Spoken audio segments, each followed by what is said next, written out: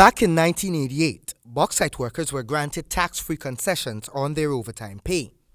However, in 2007, the PPP administration under the leadership of Barajagdio scrapped this concession, a move that left many crying foul.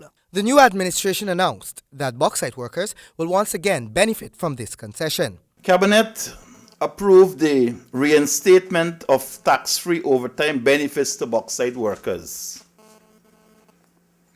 In 1988, bauxite workers were granted tax-free concession on overtime work. Harmon went on to say that the move was seen as an intentional attempt to stymie bauxite workers and by extension the region. This is so given the historical lack of support for the previous administration in Region 10. This withdrawal adversely affected the earnings of bauxite workers, mainly in Linden and Kokwani, and was seen as a punitive exercise. The Minister of State further stated it is merely righting that wrong committed on the people many moons ago. In an invited comment, General Secretary of the Ghana Trades Union Congress, Mr. Lincoln Lewis, provided a brief background of the struggle that led to the granting of the overtime tax-free concession.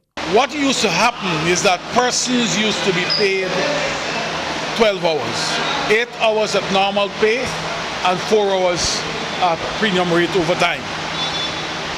And at the end of the week, many persons were taking home less money than if they had worked an 8-hour day.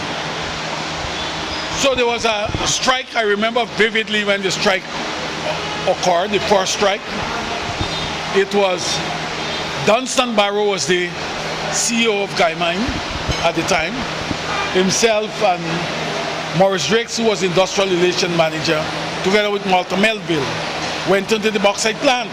Lewis relayed this subsequently led to 2 strike actions by workers, who were then appeased by President Hoyt's decision, which allowed workers to enjoy overtime pay without the burden of taxes. He said this model was later adopted for sugar workers, but unlike the bauxite workers, their benefits still remain intact. Mr. Lewis, like the administration, says the scrapping of the benefit was discriminatory. When the PPP government came to power, measures were put in place to remove that from bauxite, and it remained in sugar.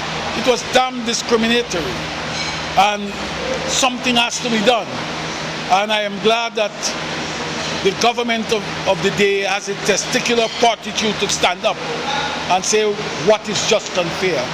In other tax-related news, the government also announced its intention to draft legislation to ensure gender equality in the granting of industrial survivors' benefits under the National Insurance Scheme. This by way of an amendment to the National Insurance and Social Security Benefits Regulations.